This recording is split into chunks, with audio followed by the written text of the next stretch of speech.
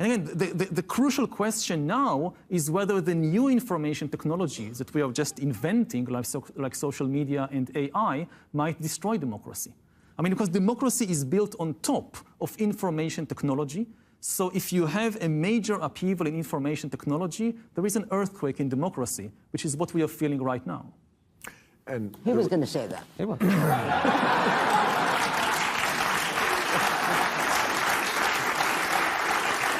I mean, this is the area that you go into a lot in *Sapiens*, and why so many of us love that book so much. I mean, you talk about the difference between like a group of chimps, right? And I mean actual chimps, not Donald Trump's. The biggest it can get is like 70 or 80 people, but because people, humans, basically lie to each other, believes in myths, you can get an army who all believe that Jesus Christ is Lord and we need to retake Jerusalem. So you can get thousands and millions of people to do something that only 70 or 80 chimps could do. Isn't that right? But it's not all fiction. I mean, you gave earlier the example of the US Constitution. I mean, you know, the Bible or the Ten Commandments start with, I am the Lord your God. And because of that, there is no amendment mechanism. In the Ten Commandments, there is also an endorsement of slavery. In the 10th commandment, it says that you should not covet your neighbor's field or house or slaves, which implies in the 10 commandments that God is perfectly okay with people owning slaves. It's just wrong to covet the slaves of your neighbor. And there is no mechanism You have to start somewhere, Yuval. Yeah, there is no mechanism of amendment there, which is why we still have the same text. With the US Constitution, because it acknowledges that this is a text created by humans, it starts with "we the people," it also includes this amendment mechanism, which enabled eventually to change the Constitution and to banish slavery. So it's not true that we are condemned to use only lies and fictions in order to unite people together.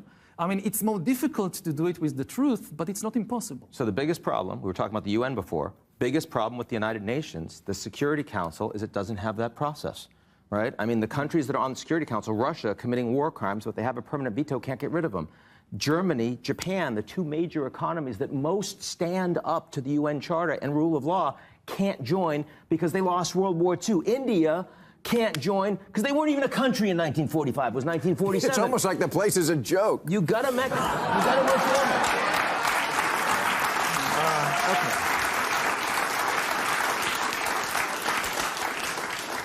Why do people hate the Jews? Oh. I just wrote that one. I just thought it would be a good way to wrap it up and ask. I mean, the best historical answer that I know is something which doesn't really come from Christian theology, but still, I'll give you 3 statements and try to connect them in a way, in a logical way. Statement number 1, Jesus came to save all humans from our misery. Statement number 2, I'm still miserable. Statement number 3, the Jews killed Jesus. How do you connect these 3 statements together in a logical way? You get anti-Semitism. Right. I would add to that, I think that is one of the reasons that they think, a lot of people think the Jews killed Jesus. 2, chosen people strikes a lot of people wrong. Just like, oh, you think you're chosen? Well, we'll see about that.